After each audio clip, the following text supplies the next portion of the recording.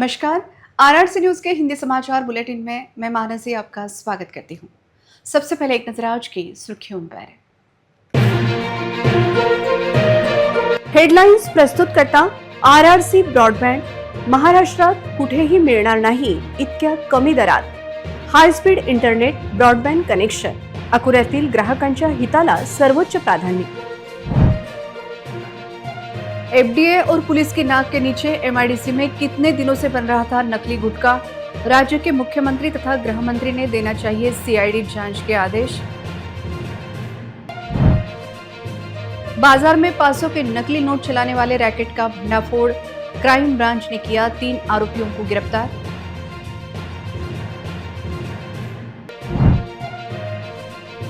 प्रेमी की हत्या करने वाली महिला आरोपी 22 साल के बाद गिरफ्तार। वाशिम पुलिस ने गुजरात में जाकर किया आरोपी को गिरफ्तार।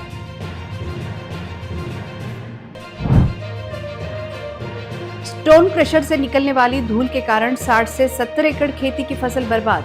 स्टोन क्रशर हटाने के लिए बार बार शिकायत करने के बाद भी नहीं हो रही कार्रवाई।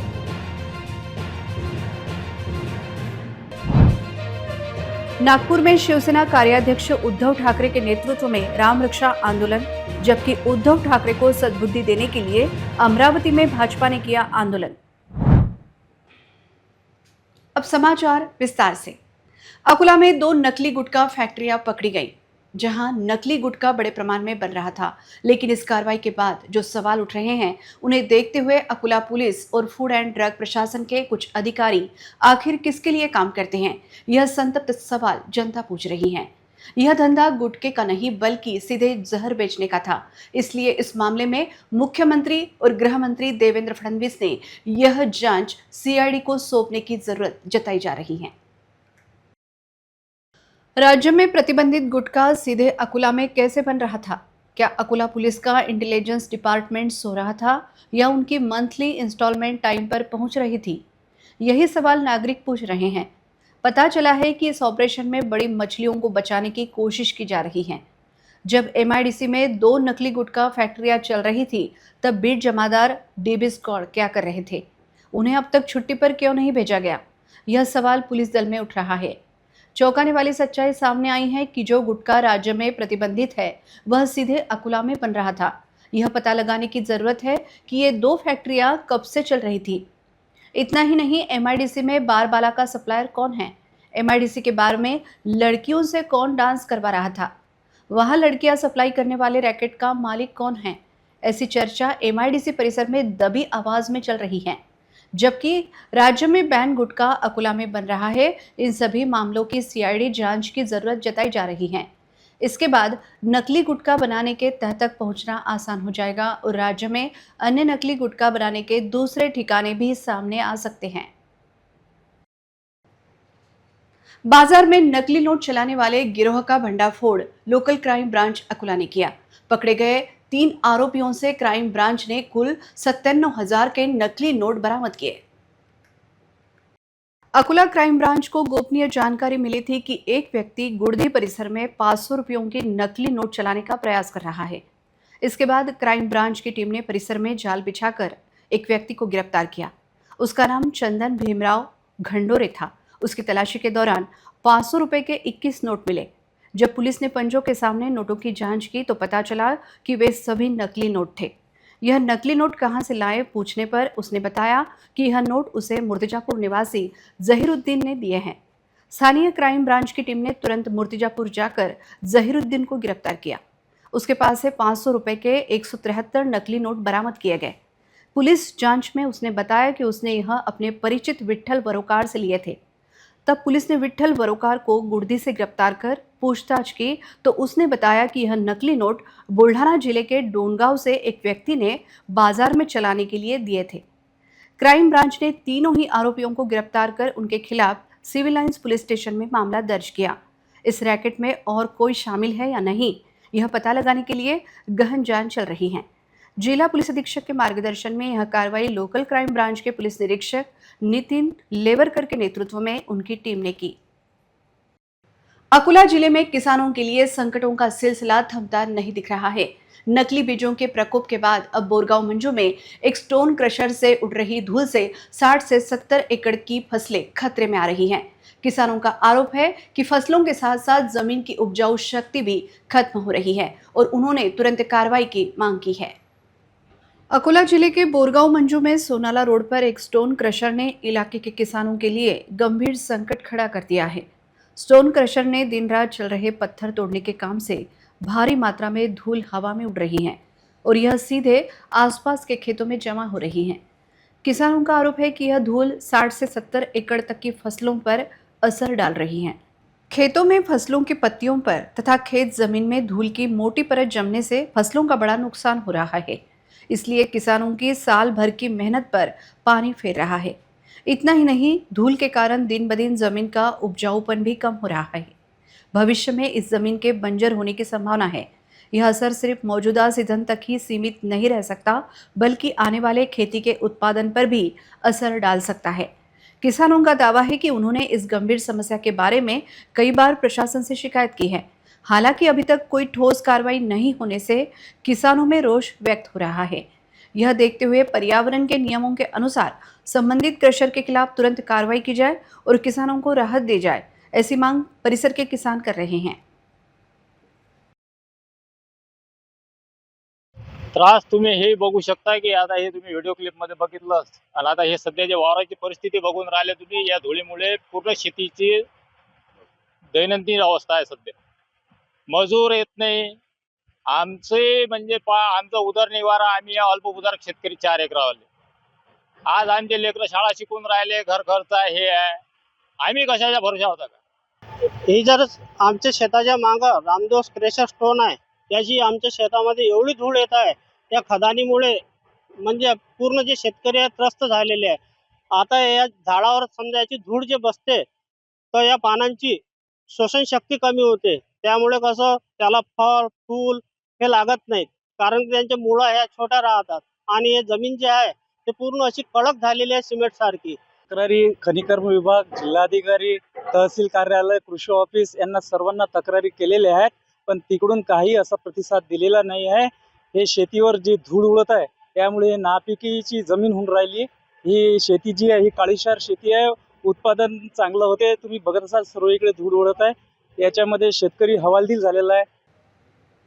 वाशिम शहर पुलिस थाने में दर्ज मर्डर केस में कोर्ट ने एक महिला को 10 साल की सजा सुनाई थी। तब से यह महिला आरोपी फरार थी। आखिरकार वाशिम पुलिस ने इस महिला को गुजरात राज्य से गिरफ्तार कर कोर्ट में पेश किया। महिला का नाम पंचशीला उत्तम थोरात है, जो गुजरात में अपने दूसरे पति के साथ जिंदगी बिता रही थी।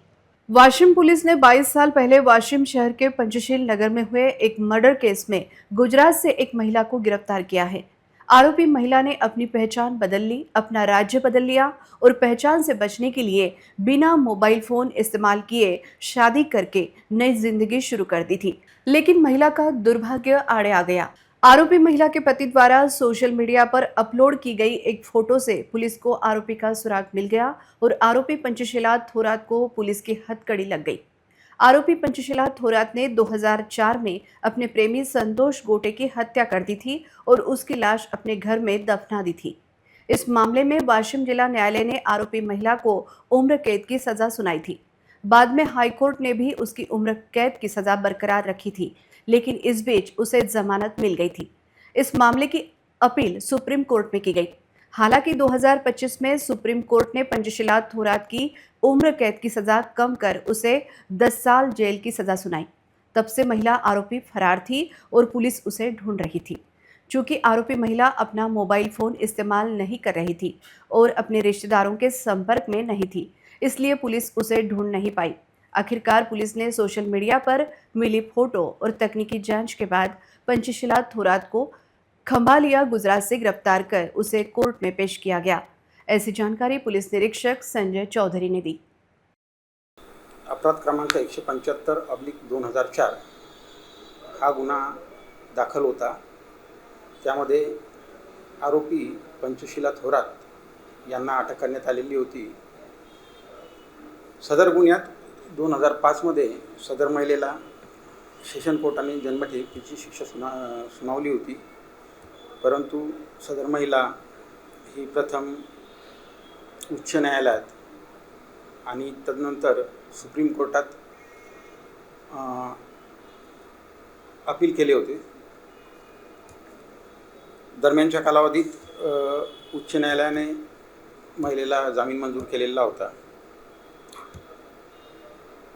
सन 2025मध्ये सदर महिलेची जन्मठेपेची शिक्षा बदलून सुप्रीम कोर्टाने 10 वर्ष कारावास ही शिक्षा कायम केली होती. त्या अगोदरपासूनच बेलवर असताना सदर महिला ह्या फरार झालेल्या होत्या. शिक्षा कायम केल्यानंतर माननीय न्यायालयाने त्यांना अटक करून हजर करण्याबाबत आदेश केले होते.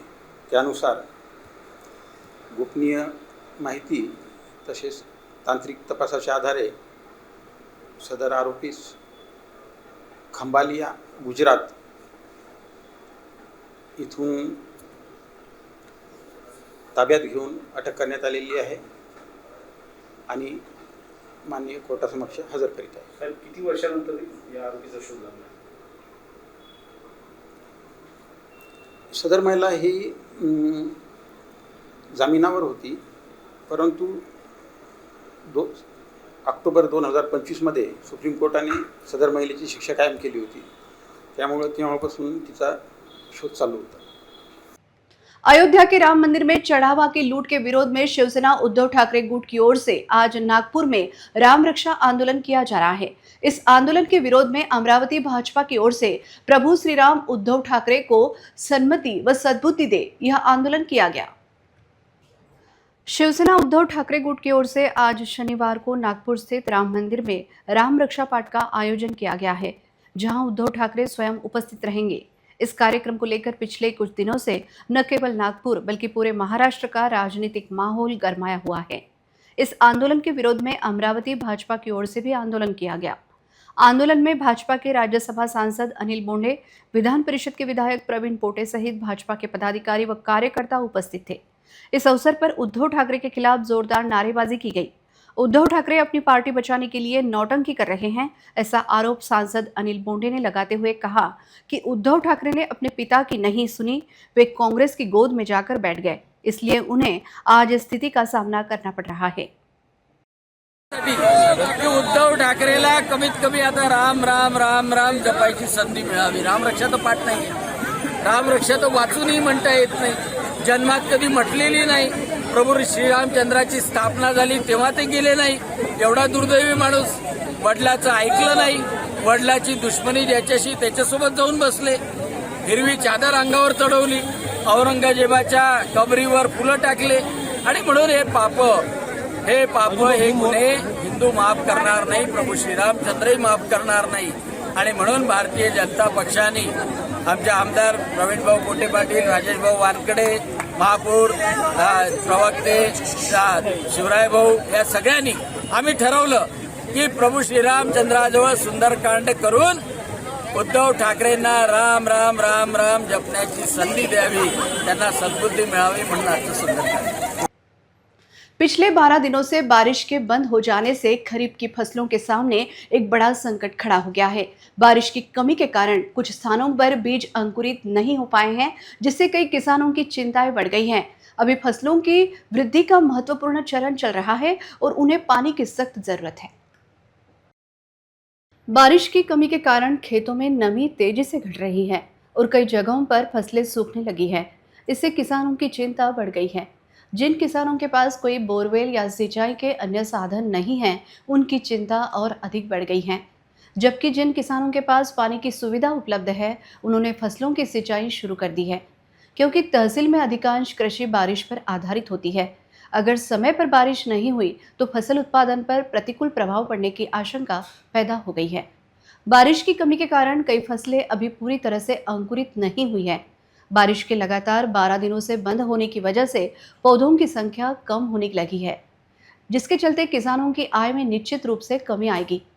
हालांकि आसमान में बादल छाए हुए हैं, लेकिन किसान चिंतित है क्योंकि वास्तव में बारिश नहीं हो रही है. अगर अगले कुछ दिनों में अच्छी बारिश नहीं हुई तो खरीफ की फसलों को भारी नुकसान पहुंचने की आशंका है. साथ ही किसानों की आर्थिक मुश्किलें और बढ़ जाएगी. यह देखते हुए जल्द बारिश ने बरसना चाहिए, ऐसी अपेक्षा किसान व्यक्त कर रहे हैं. महिना झाले पाणी आलं नाही. पीक वाढत आहे म्हणून पीक वाढत आहे, पाणी आलं पाहिजे असं वाटते, पण पाणी येत नाही. निसर्ग राजाला विनंती आहे, लवकरात लवकर पाऊस पडावा. जरी आम्ही पाणी देत असेल तरी बी नैसर्गिक पाणी गरजेचं आहे. हे पाणी पुरेसं पुरत नाही आहे, म्हणून निसर्ग राजाला विनंती आहे की पाणी यावं. महाराष्ट्र में मतदाता सूची के विशेष गहन पुनरीक्षण की अवधि को 6 महीने के लिए बढ़ाया जाए, इस मांग का निवेदन शहर के प्रसिद्ध समाज सेवक मोहम्मद इस्माइल भाई टीवी वाले के नेतृत्व में जिला प्रशासन को दिया गया। जनता की मुश्किलों को ध्यान में रखते हुए तुरंत SIR की मुद्दत बढ़ाने के लिए इस्माइल भाई टीवी वाले ने शिरकत की है। शहर के वरिष्ठ समाज सेवक मोहम्मद इस्माइल भाई टीवी वाले हबीब भाई काछी की अगुवाई में स्थानीय लोगों ने प्रशासन को निवेदन देकर SIR अर्थात मतदाता सूची के विशेष गहन पुनरीक्षण की अवधि को 6 महीने तक बढ़ाने तथा मुश्किल शर्तों में ढील देने की मांग की। उनके मुताबिक महापालिका चुनाव जीतने वाले लोगों को अपना कास्ट वैलिडिटी सर्टिफिकेट जमा करने के लिए 6 महीने की अवधि दी जाती है, तो फिर आम लोगों को वही इंसाफ क्यों नहीं मिलता? यह सवाल उन्होंने लोगों को ज़रूरी डॉक्यूमेंट्स और सर्टिफिकेट जमा करने के लिए और 6 महीने दिए जाए। जन्म और मृत्यु विभाग की आधिकारिक वेबसाइट अक्सर डाउन रहती है, इस वजह से लोगों को सर्टिफिकेट और डॉक्यूमेंट्स बनवाने में बहुत मुश्किल हो रही हैं। प्रशासन को तुरंत इसका हल निकालना चाहिए और शर्तें आसान करनी चाहिए। जिन लोगों के डॉक्यूमेंट्स में नाम की गलतियां थी और उन्होंने कानूनी तौर पर गैजेट करवाकर अपने नाम ठीक करवा लिए हैं, गैजेट के हिसाब से उनके नाम फॉर्म में वैलिड माने जाने चाहिए। अभी फॉर्म भरने की प्रक्रिया धीमी गति से चल रही है, लोगों को डॉक्यूमेंट जमा करने में समय लग रहा है, इसलिए चुनाव आयोग द्वारा 8 अगस्त 2026 की आखिरी तारीख को 6 महीने और बढ़ा देना चाहिए। ऐसी मांग करते हुए निवेदन में कहा गया कि प्रशासन लोगों की इस परेशानी को समझे और तुरंत डेडलाइन बढ़ाए और नियम आसान करे। निवेदन देते समय सामाजिक कार्यकर्ता इस्माइल भाई टीवी वाले तथा उनके सहयोगी घनश्याम भटकर, अमजद खान, बाबा सेठ, जाकिर खान पठान, सखावत शाह, राजू पठान, आसिफ खान, यूसुफ खान समेत कई जाने माने लोग मौजूद थे। निवेदन को लेकर उन्होंने जानकारी दी। आज अकोला जिला मान्य अधिकारी की सेवा में मैं इस्माइल भाई टीवी वाला मेरे साथ में लोगों के हिसाब से हम आज निवेदन दे रहे। निवेदन SR के अंदर जो टर्म्स ऑफ कंडीशन है उसमें से जो टर्म्स ऑफ कंडीशन को डिलीट करने में आना, दूसरी बात जो 30 तारीख जो फॉर्म सबमिशन की जो लास्ट डेट दी गई है उस डेट के अंदर आज से 6 महीने की मुद्दत वार करने में आना, और जो गैजेट है जिन लोगों के नाम चेंज हो गए वो गैजेट में उन्होंने दे रहे तो गैजेट मानने को तैयार नहीं है निवडणूक आयोग। इसलिए आज माननीय जिलाधिकारी की सेवा में हम आए। आज जिलाधिकारी साहब से हम निवेदन करते हैं कि उन्होंने हमारी जो आवाज़ है माननीय निवडणूक आयोग दिल्ली तक पहुंचाना। अगर दिल्ली के निवडणूक आयोग हमारी इस बात के ऊपर नहीं गौरव फिक्र करते और टाइम नहीं बढ़ाते तो इंशाल्लाह हम आने वाले समय के अंदर सुप्रीम कोर्ट जाएंगे, उसका दरवाजा खटखटाएंगे।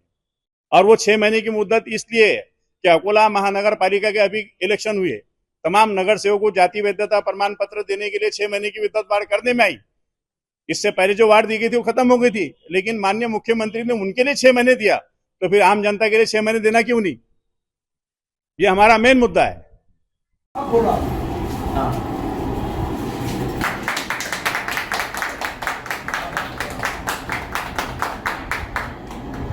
इस्माइल भाई जो कांग्रेस के नेता है, इनका जो सत्कार इसलिए किया जा रहा है कि इन्होंने SIR की जो तारीख बढ़ाए, जिससे आम लोग पूरे महाराष्ट्र में उनका ये कारनामा कभी भूले नहीं जाएगा। और हम अल्लाह से दुआ करते हैं कि हमेशा ये ऐसे ही काम करें जो पब्लिक की भला बहबूदी के लिए। जो काम कांग्रेस के बड़े नेताओं ने करना चाहिए था, उन्होंने खुद ने आके और SP कलेक्टर साहब से बात की है और उनको ये बताया कि इतने दिन में ये काम हो नहीं सकता, इसलिए इसकी तारीख बढ़ाई जाए। और उसकी वजह से तारीख बढ़ रही है। हम पूरे मुस्लिम समाज की तरफ से और अकोला वासियों की तरफ से उनको मुबारकबाद। अकोला कच्ची मेमन जमात की ओर से शनिवार 18 जुलाई को इस शक्ति प्रोजेक्ट के तहत एक निःशुल्क छाती एक्सरे कैंप का सफल आयोजन किया गया। शहर के KMT हॉल में अकोला महापालिका के क्षय रोग विभाग के साथ मिलकर आयोजित इस कैंप में 100 से अधिक मरीजों को निःशुल्क छाती एक्सरे जांच का फायदा मिला। यह कैंप उन लोगों के लिए लगाया गया था जिन्हें लंबे समय से खांसी, सीने में दर्द, लगातार बुखार, अचानक वजन कम होना, भूख न लगना, रात में बहुत ज़्यादा पसीना आना या बलगम में खून आना जैसी शिकायतें थी। इस पहल का मकसद फेफड़ों की बीमारियां और क्षय रोग का जल्दी पता लगाकर मरीजों को समय पर इलाज देना था। इस शक्ति प्रोजेक्ट के तहत अकोला महापालिका के क्षय रोग विभाग के जिला समन्वयक Shri Suresh Yadav Mirje, x ray technician Shri Mohammad Aamir, community volunteer Shri Ganesh Wankhede और श्री पुरुषोत्तम हमीर ने कैंप के सफल आयोजन में अहम भूमिका निभाई। कैंप में शामिल सभी 100 मरीजों के छाती के एक्सरे किए गए। इन एक्सरे रिपोर्ट की एक्सपर्ट्स द्वारा जांच की जाएगी और जिन मरीजों में टीबी या किसी दूसरी बीमारी के लक्षण दिखेंगे उनसे आगे की जांच और इलाज के लिए संपर्क किया जाएगा। अकोला कच्ची मेमन जमात के अध्यक्ष जावेद जकारिया, सचिव सलीम गाजी, हनीफ मलक, जावेद खान, शाहबाज खान, चांद खान, फजल कुरैशी, एहनू लहक कुरैशी, जावेद खान, मियाँ खान, असलम मंडपवाला, रामूभाई और मोहम्मद यूनुस के साथ साथ जमात के कई पदाधिकारियों और स्वयंसेवकों ने इस कैंप को सफल बनाने के लिए कड़ी मेहनत की। इस मौके पर पार्षद कॉरपोरेटर रफीक सिद्दीकी, पार्षद चांद चौधरी और निखिल दिवेकर मौजूद थे और उन्होंने कैंप को भेंट देकर इस समाज सेवा की पहल की तारीफ की। आज कच्ची मेमन जमात के तरफ से केएमटी में जो शिविर रखा गया, फ्री शिविर रखा गया था, जिसमें लोगों ने अच्छी तरीके से लाभ उठाया और चेस्ट के सब एक्सरे फ्री में निकाले गए। आगे भी और जो भी होंगे उनके शिविर लिया जाएगा। तो हम हमारे तरफ से और जनता के तरफ से कच्ची मेमन जमात का शुक्रिया अदा करते हैं। अकोला कच्ची मेमन जमात के अध्यक्ष जावेद जकारिया ने कहा कि जमात का मुख्य मकसद समाज के हर जरूरतमंद व्यक्ति को स्वास्थ्य सेवा देना है। आगे भी ऐसे निःशुल्क स्वास्थ्य कैंप लगाने की कोशिश की जाएगी ताकि ज़्यादा से ज़्यादा नागरिकों को समय पर चेकअप और इलाज का फायदा मिल सके। मरीजों और नागरिकों ने अकोला कच्ची मेमन जमात के साथ साथ इस शक्ति प्रोजेक्ट की पूरी टीम को धन्यवाद देते हुए कहा कि यह पहल नागरिक स्वास्थ्य के लिहाज से बहुत ही तारीफ काबिल और प्रेरणा देने वाली है। आज अकोला कच्ची मेमन जमात की ओर से केएमटी हॉल में फ्री एक्सरे का शिविर रखा गया था, जो सह शक्ति के अंतर्गत था। अकोला महानगर पालिका का जो टीबी विभाग है उसके अंतर्गत था। तकरीबन 100 लोगों ने इसका लाभ उठाया और ये शिविर जो है अकोला कच्ची मेमन जमात की ओर से हर बार अलग अलग तरह के शिविर जैसे लिए जाते हैं वो भी आने वाले समय में लिए जाएगा। बार्शी टाकली तहसील के कई किसानों ने महंगा सोयाबीन का बीज खरीदकर बुआई की थी, लेकिन सोयाबीन बीज का अंकुरन न होने के कारण किसानों का बड़ा नुकसान हुआ है। नकली बीज बेचने वाली कंपनियों पर संबंधित विभाग को निवेदन देने के बाद भी किसी तरह की कार्रवाई नहीं हो रही है। संबंधित विभाग की लापरवाही को लेकर किसानों ने बेमियादी अनशन शुरू किया है। बार्शी टाकली तहसील के किसानों ने नकली व निकृष्ट दर्जे के सोयाबीन बीज को लेकर संबंधित कंपनियों पर जिला कृषि अधिकारी और तालुका कृषि अधिकारी के पास शिकायत करने के बाद भी इन कंपनियों पर किसी तरह की कार्रवाई नहीं की जा रही है। वहीं नुकसानग्रस्त किसानों की खेती का सर्वेक्षण भी नहीं किया जा रहा है।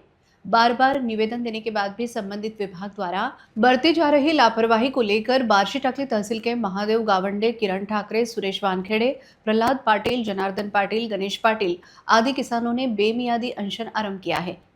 किसानों की मांगों को जल्द से जल्द पूरा किया जाए, अन्यथा अकोला बार्शी टाकली रोड पर चक्का जाम आंदोलन किया जाएगा, ऐसी चेतावनी भी इन किसानों ने दी है।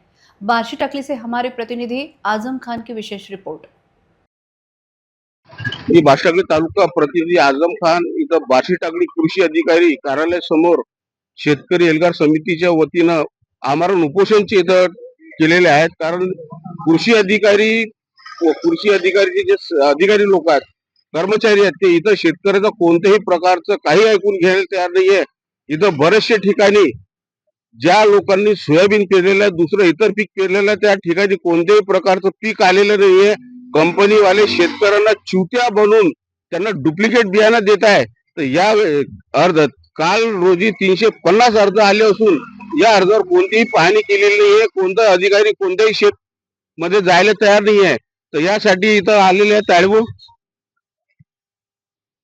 किरण ठाकरे यांनी एक उपोषण मांडलं आहे। पूर्ण जिल्ह्यात बार्शी टाकलीच नव्हे तर अकोट असेल, पातूर असेल, बाळापूर असेल, बोगस बियाण्याचा सोसोळा अकोला जिल्ह्यात झालेला आहे। आणि याच्या बातम्या आणि याच्या तक्रारी जेव्हा प्राप्त झाल्या तेव्हा सत्ताधारी लोकप्रतिनिधींनी अत्यंत तातडीची बैठक जिल्हाधिकारी कार्यालयात घेतली। पण फक्त बैठक घेतली कुठलाही यांना मुआवजा किंवा कुठलीही यांना सहानुभूती या शेतकऱ्यांना कुठलीही मदत किंवा काहीच नाही. पहिले निवेदन दिले, त्याला मागण्या केल्या की बा आमच्या शेतकऱ्याच्या तालुक्यात बोगस बियाणं आलं. सगळ्या कंपन्यावर ज्या अधिकाऱ्याने त्या कंपन्याचं रजिस्ट्रेशन चेक न करता त्यांना परवानगी दिली, पहिलेच त्याच्यावर कारवाई करा, कारण की त्याने आम्हाला फसवलं. नंतर या कंपन्याला ब्लॅकलिस्टमध्ये टाका आणि आमच्या शेतकऱ्याच्या खात्यात एकरी 50,000 रुपये तात्काळ मिळाला, कारण की आमचं दुबार पेरणी झाली त्यावरही पाऊस नाही झाला आणि शासन सांगते की आम्ही बियाणं देतो. बियाणं आता आम्ही काय करू बियाण्याचं? 15 जुलै नंतर कृषी विभाग सांगतो की सोयाबीन पेरायचं नाही. मग या बियाणंच आम्ही करू काय? त्यामुळे आम्हाला वाऱ्यावर सोडू नका, टोळवाटोळीचे उत्तर देऊ नका. शेतकऱ्याची परिस्थिती फार गंभीर आहे. मागच्या वर्षीचा विमा 17,500 कबूल केला या सरकारनं. या तालुक्यात भयंकर पाऊस आला, दुष्काळ पडला, पण 1 रुपया एका खात्यात पडला नाही. आणि हे असं सरकार आणि कंपन्या याचं साठलोटं मला तरी वाटते चालू आहे. ह्या शेतकऱ्याला न्याय देईपर्यंत आम्ही इथून आमरण उपोषण सोडणार नाही. शेतकऱ्याला एक प्रकारचं बियाणं देत आहे, पण शेतकरी जे बियाणं पेरत आहेत, जे ट्रॅक्टर म्हणा, वाहन म्हणा, बैल म्हणा, पण याचा खर्च कोण देणार आहे? बियाण्याचे पैसे पाहिजेत की कंपनी बंद पाहिजे? आम्हाला कंपनी एक ब्लॅकलिस्ट मध्ये टाकवायची. पुढच्या वर्षी ही कंपनी आली नाही पाहिजे. तालुक्यात जर ही कंपनी डबल आम्हाला दिसली तर त्या दुकानाच्या गोडाऊन आम्ही पेटवल्याशिवाय राहणार नाही. शेतकरी इथं बरेचसे परेशान असून असं शेतकऱ्याला वाटत आहे की फाशी घ्यावं की समोरच्याला फाशी घ्यावं. बार्शी तालुका प्रतिनिधि आजम खान. पातुर तहसील के आले गांव में 50 वर्ष पुराने कुएं का पानी लगातार 3 दिनों से अचानक गर्म हो गया है, जिससे परिसर में आश्चर्य तथा उत्सुकता का वातावरण निर्माण हो गया। संबंधित विभाग ने वैज्ञानिक जांच करनी चाहिए, ऐसी मांग हो रही है। पातुर तहसील के आले गांव में एक 50 वर्ष पुराने कुएं का पानी लगातार 3 दिनों से गर्म आ रहा है, जिससे गांव वालों में हैरानी और उत्सुकता का माहौल है। अरुणा मुर्तड़कर नामक व्यक्ति का यह कुआं है। कुएं का पानी रोजाना पीने और घर के इस्तेमाल के लिए होता है। कुएं के मालिक ने दावा किया है कि बड़ी मात्रा में पानी पंप करने के बाद भी झरने से आ रहा पानी गर्म ही आ रहा है। परिसर में वार्ता फैलते ही नागरिक यह चमत्कार देखने आ रहे हैं। इस अनोखी घटना के पीछे का कारण अभी साफ नहीं है, लेकिन गांव वालों ने मांग की है कि भूजल सर्वेक्षण विभाग और स्वास्थ्य विभाग द्वारा तुरंत पानी का तापमान, पानी की गुणवत्ता और भूगर्भीय स्थिति की जांच कर सही वैज्ञानिक कारण स्पष्ट करना चाहिए। हालांकि अभी तक संबंधित अधिकारियों का जवाब नहीं मिला है। इस घटना को लेकर परिवार के सदस्यों ने जानकारी दी। आमच्या घरी एक खूप पूर्वी काळापासून विहीर आहे, त्या विहिरीत गरम पाणी झालेले आहे, त्यामुळे आम्हाला खूप भीती वाटावीशी वाटत आहे। त्यामुळे तुम्ही संबंधित विभागाला कळवावी की आमची हे कार्यक्रम आम्हाला तुम्ही हे आमचा हा मागणी पूर्ण करावी अशी आमची विनंती आहे। 3 दिवसापासून आमच्या घरामध्ये पाणी गरम येत आहे। जुनी विहीर 50 वर्षापूर्वी आमची विहीर जुनी आहे, पण इतक्यामध्ये काही आढळलं नाही। पण या 3 दिवसामुळे आमच्या विहिरीमध्ये पाणी गरम येत आहे। या भू विभाग यांनी भाग घ्यावे। अंत में एक नजर आज की सुर्खियों पर। हेडलाइन्स प्रस्तुत करता RRC ब्रॉडबँड। महाराष्ट्रात कुठेही मिळणार नाही इतक्या कमी दरात high speed internet broadband connection. अकोल्यातील ग्राहकांच्या हिताला सर्वोच्च प्राधान्य। FDA और पुलिस की नाक के नीचे MIDC में कितने दिनों से बन रहा था नकली गुटखा? राज्य के मुख्यमंत्री तथा गृह मंत्री ने देना चाहिए CID जांच के आदेश। बाजार में 500 के नकली नोट चलाने वाले रैकेट का भंडाफोड़। क्राइम ब्रांच ने किया 3 आरोपियों को गिरफ्तार।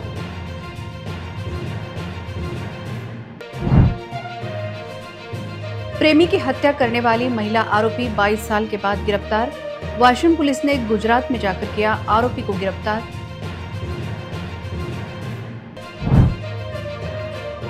स्टोन क्रशर से निकलने वाली धूल के कारण 60 से 70 एकड़ खेती की फसल बर्बाद। स्टोन क्रशर हटाने के लिए बार बार शिकायत करने के बाद भी नहीं हो रही कार्रवाई।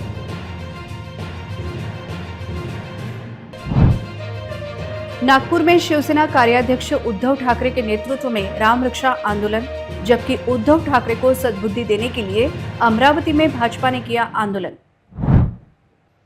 समाचार के लिए देखते रहिए RRC न्यूज। जिन दर्शकों ने अभी तक RRC का यूट्यूब चैनल सब्सक्राइब नहीं किया, उन्होंने वह सब्सक्राइब करना चाहिए। फिर मिलते हैं शहर की ताज़ा जानकारी और महत्वपूर्ण घटनाओं के साथ। नमस्कार।